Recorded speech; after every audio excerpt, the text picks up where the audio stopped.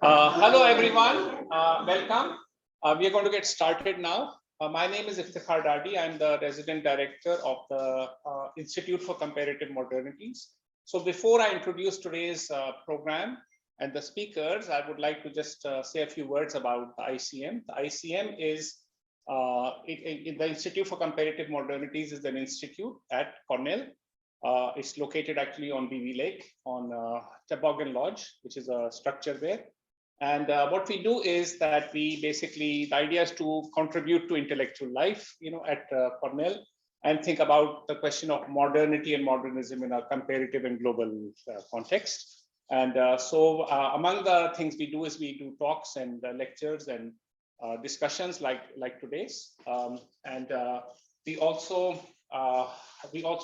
support conferences, publications, and we also support graduate students reading groups, okay, and which are self-organizing reading groups by graduate students who come together from different departments to read on a topic for a year. So if those of you who are grad students who are interested in this, please look at our website and talk to Ashley, who's in the back. Okay, okay, right.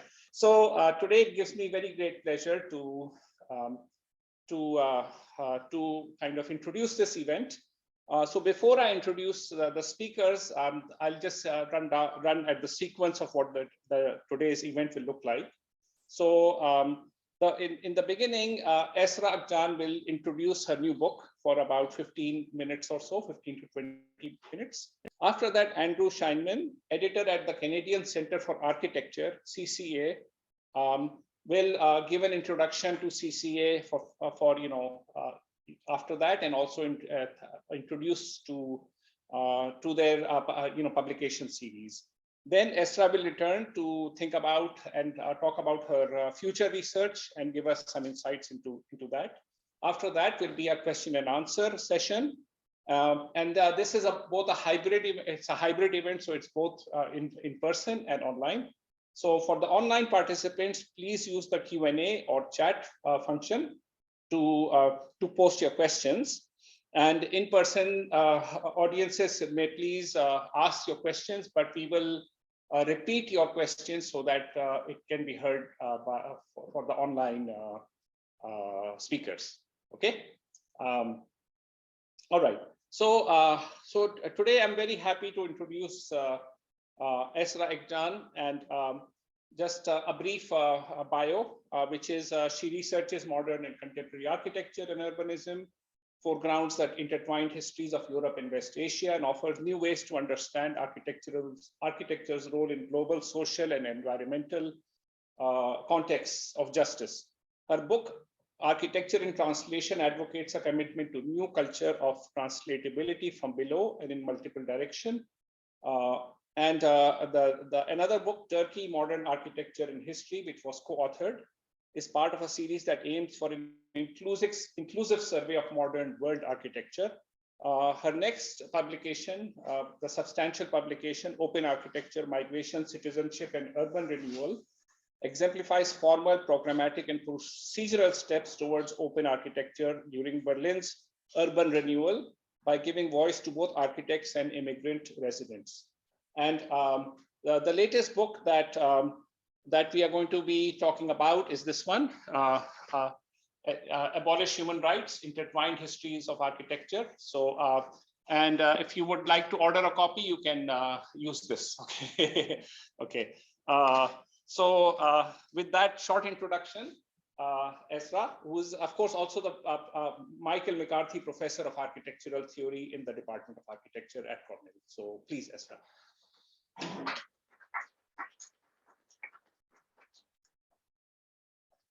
Thank you very much, Iftikhar, for this introduction. Sorry, of my mask, since we're 6 feet apart. So as Iftikhar said, I will first present my book, Abolish Human Bans, Intertwined Histories of Architecture. And then, as you know, a big team, much beyond the author, works for every book. And in the spirit of fair labor practices and to acknowledge this fact, Andrew, who edited the book, will present the Canadian Centre for Architecture's publication series. And then, sorry, is it possible to take, because I think this will cut many of my images. And then in the third part, oops.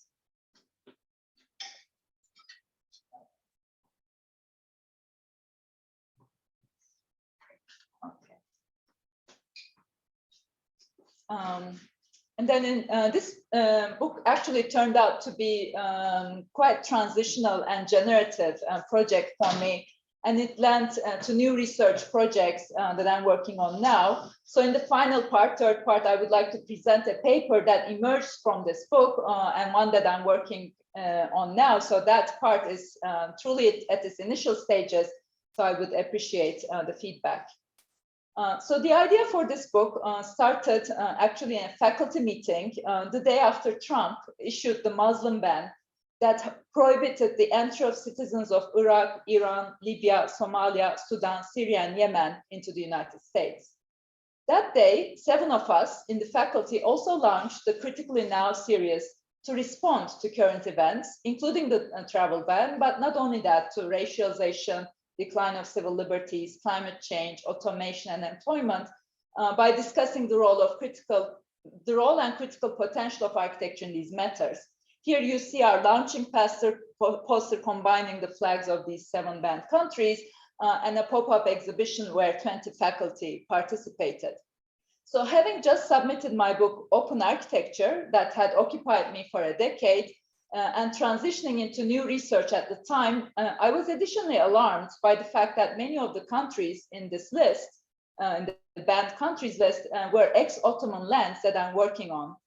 Moreover, having theorized on translation as a prerequisite for cosmopolitan ethics and perpetual peace, and having theorized on open architecture as a new ethical welcoming in the age of migration, I was compelled to make an activist gesture from the viewpoint of architectural history and these theories. So Abolish Human Bans is a book on the architecture of these 7 banned countries, and it's a call against the ruling powers' anti-immigrant policies and against the premise that lies beneath them.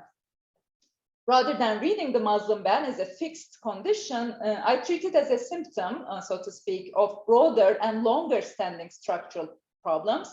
And I use the symptom as an entry point to the inner workings of the structural problem itself. So in defining realistic contours, I limited myself to the Canadian Centre for Architecture's collection, arguably one of the biggest architectural libraries and the biggest architecture-specific archival holdings in North America. Acknowledging that my gesture is bound to remain incomplete, given that similar restrictions confine me as a scholar as well, I approach these banned countries as an arbitrary sample through which to explore historiographical questions. What does the CCA's collection say to us, and what can it not say? How similar or different are our archival limits of accessibility to the premises that prepared the Muslim ban itself? How can we read any archive against the grain to uncover some of the confinements produced by political ideology, existing scholarship, or collecting practices? In other words, the book seeks ways to attain knowledge by consciously attempting to subvert the limitations set by governments and archives. So this research revealed quite a few beautiful drawings of modern buildings that had been ignored due to the historians' biases against these lands, and whose due acknowledgement is hopefully given with this book. But rather than singling out these artifacts alone, I wanted to delve into the archival documents surrounding them. And this process itself revealed the agency of local architects in buildings attributed to Western architects, and quite a few of them women, who have been erased from history due to the same international and national hierarchies that the book exposes. So one example is the University of Baghdad. While the building has been attributed, while this building complex has been attributed to the Bauhaus ex-director, Walter Gropius, who was the chair of the Harvard Graduate School of Design at the time, the archival research revealed several unknown versions of the project, as well as the agency of the not yet credited Iraqi architect and educator Hisham Munir, as well as the agency of, additionally, the agency of Elin Cevdet. A precise tracing of the design process from initial stage to construction shows two types of collaborations between architects and the so-called Middle East experts at Harvard University on the one hand, and between American and Iraqi architects on the other hand. The first collaboration allows us to understand the transformation of European Orientalism into US-style area studies and foreign policy, and the second one allows us to understand the invention of climate-specific mid-century modernism. Through reading the archive against the grain, we can learn that climate-responsive architectural vocabulary, which is usually credited to people like Gropius, Le Corbusier, Sartre, or Oscar Niemeyer, was actually the result of a multi-directional and multinational translation process. So the research at CCA also revealed countless historical photographs, maps, and documents of existing conditions and international conference proceedings. Many of these cityscapes have been recently destroyed by international wars, ethnic conflict, and famine. And so these photographs provide, I think, important evidences. One of my main intentions, obviously in the book, was therefore to highlight materials for further research. There were also a lot of breathtaking projects, such as this extremely large, impressive, and somewhat enigmatic drawings by Gaetano Pesce for the Tehran Library competition. You may see the scale of these drawings in this photo if you compare it to the height of the bookshelves. There were also many surprises, which always happen if you enter the archive leaving your preconceptions at the door. Among them, James Sterling's thought process as he was designing the Institute of Biochemistry for the University of Tehran strikes me as a revealing encounter. This was a transitional moment, both in Sterling's career and in architectural discourse. Sterling received his contract from Farah Pahlavi in 1977, the same year that he won the Stuttgart Staatsgallery competition, which is usually accredited as the birthplace of postmodernism in European architecture. The Tehran project emerged out of an international conference in Persepolis on the damaging impact of industrial capitalism on human life, and it was followed by an international code of human rights presented at the UN Summit on Human Settlements in Vancouver in 1976.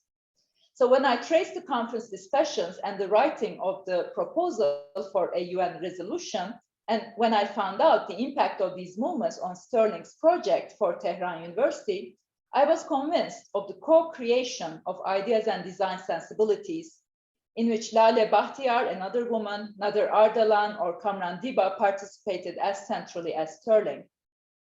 Additionally, for this project, at least I argued that this building's design actually shut down the critique against environmental abuse and the exploitation of the poor, issues that were equally important during the Persepolis Congress, as if problems of industrial capitalism and human rights could be reduced to architectural form and result with revivalist architecture.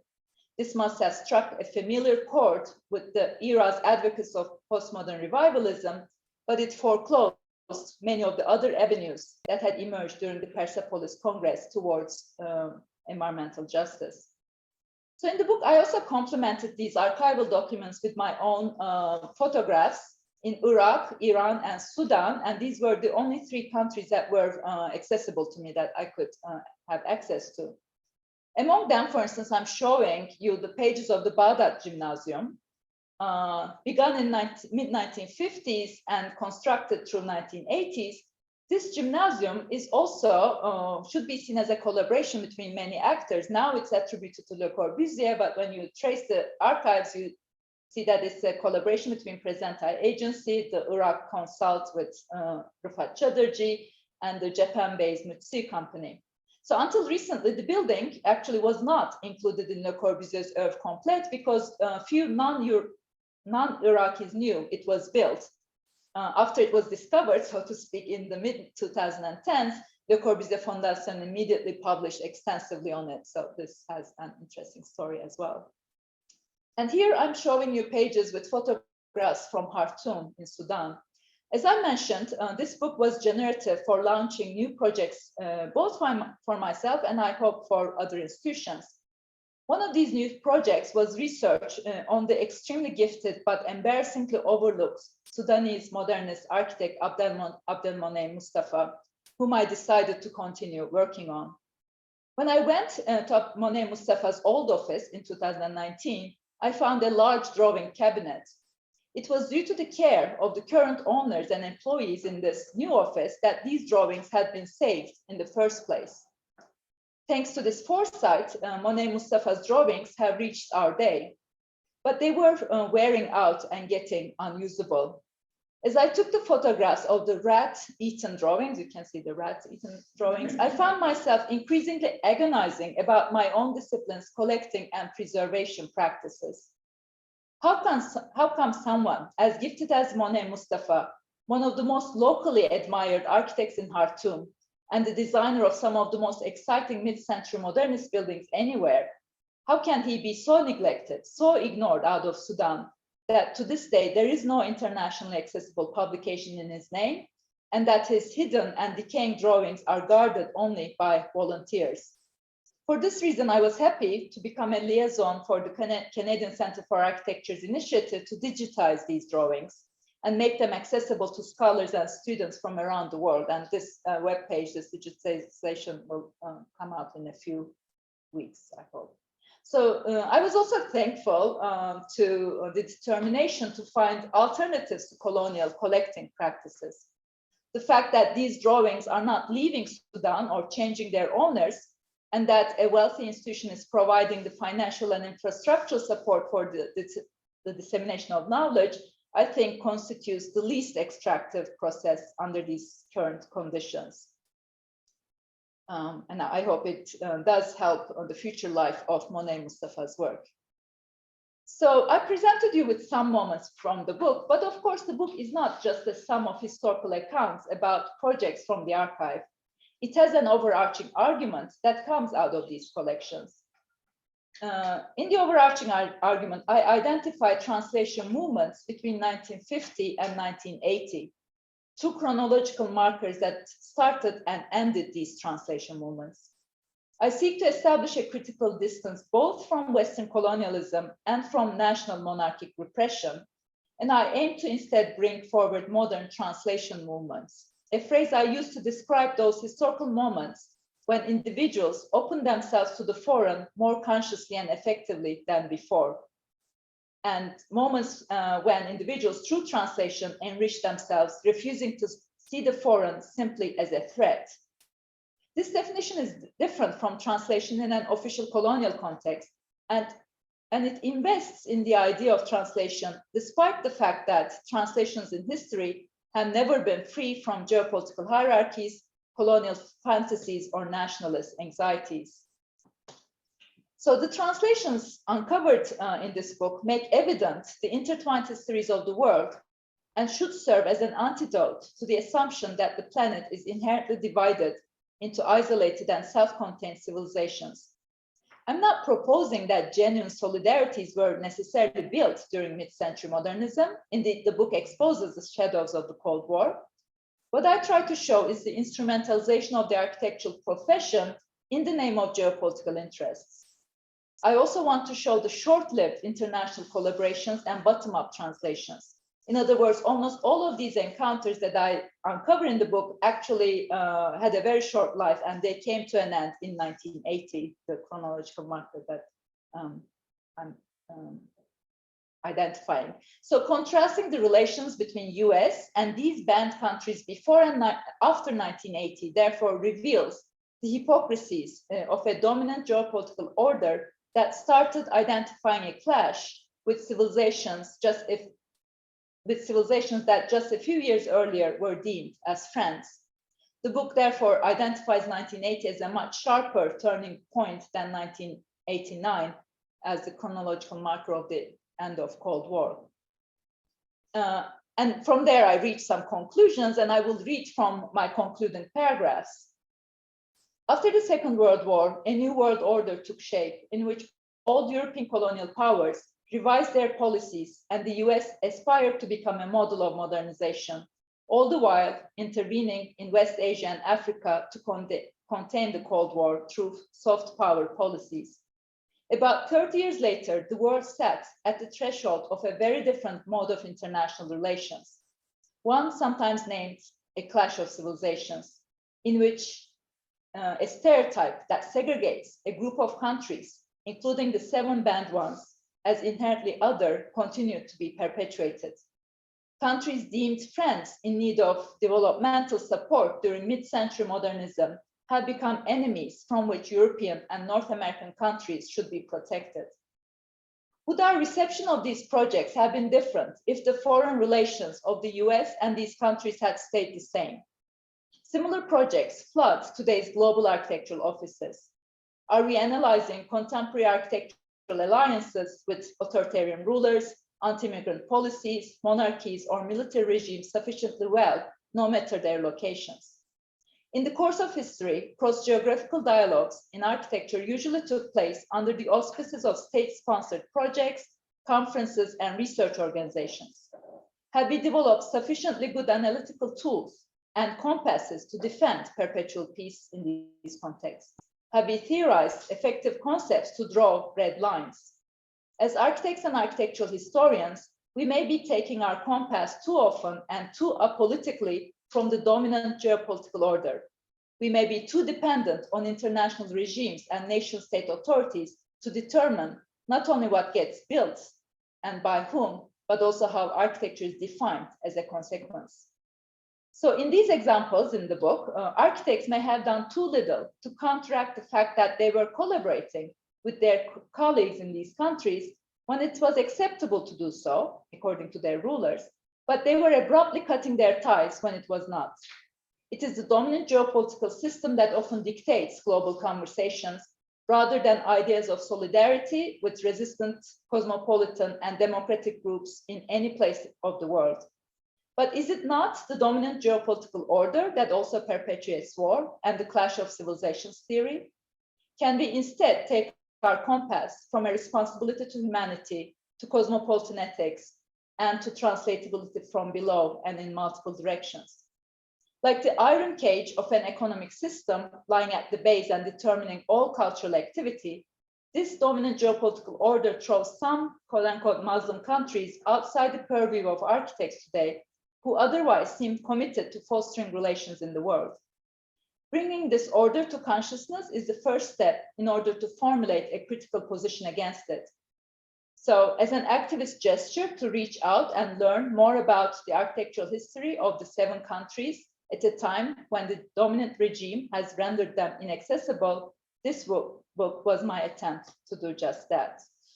So thank you. This concludes the first part of the event today. So I invite Andrew, and I'll come back up after Andrew's presentation.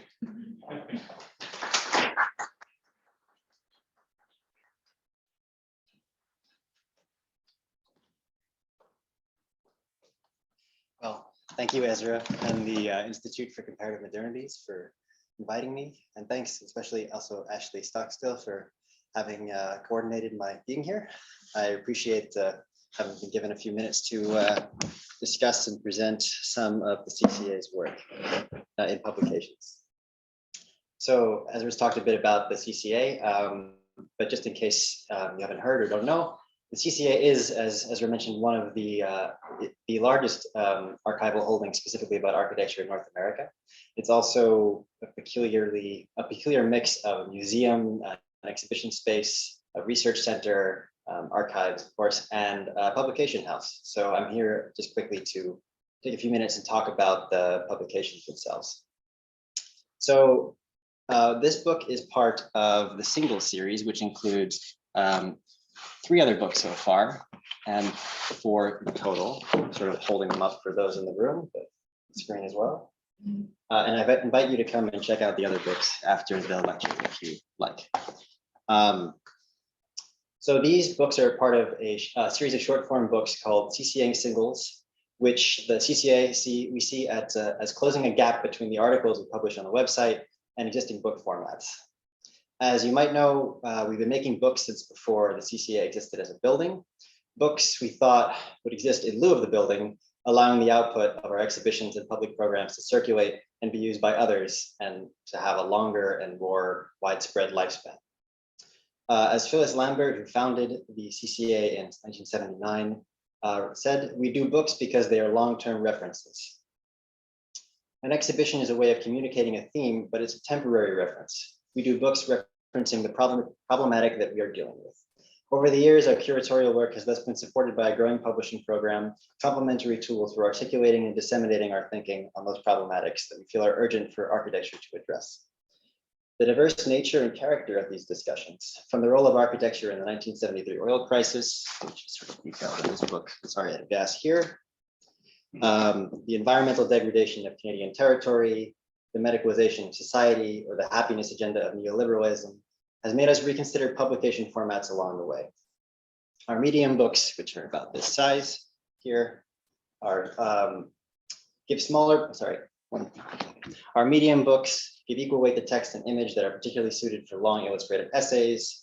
Our smaller books, which are more like the things around us here, are conceived as a space for conversation, and our larger books like this behemoth, The Other Architect here. And again, I invite you to check these out afterward.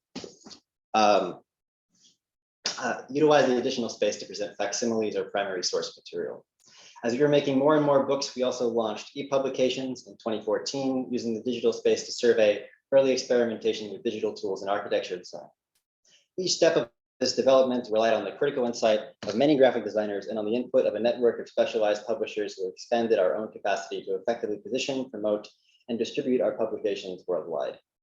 In 2016, we also turned our own website into a publishing project in order to simultaneously lay the groundwork for and expand on reflections that we publish in print form and facilitate online access to content resulting from our research and public programs.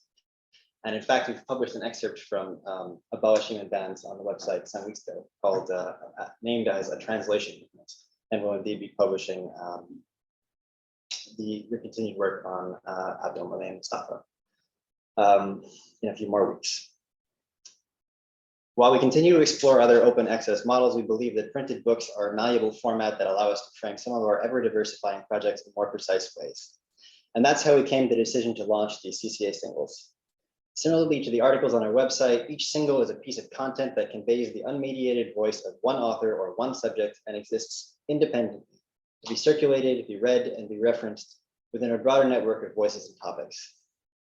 And similarly to our other books, CCA Singles benefit from the space of the printed page to sustain modes of reading that may be discontinuous or spread over time. CCA Singles will present content from across the gamut of CCA projects in focused, small, and economical printed format. We imagine singles on the move, on desks, or collected as part of a personal or institutional library. The identity of this series has been developed by Norm, the Zurich-based studio specialized in typography, branding, and book design. So I want to thank Norm as well for a beautiful book and beautiful book series. And their very consistent approach, Norm has defined a modular system that allows the series to respond to a broad diversity of material, including these four here. So the series launched with two singles, which were Stefano Graziani's documents from Gordon Matta Clark's personal library, which were photographs of research taken at the CCA. Robert Kett's Prospect Beyond Futures, Counterculture White Meets Red Power.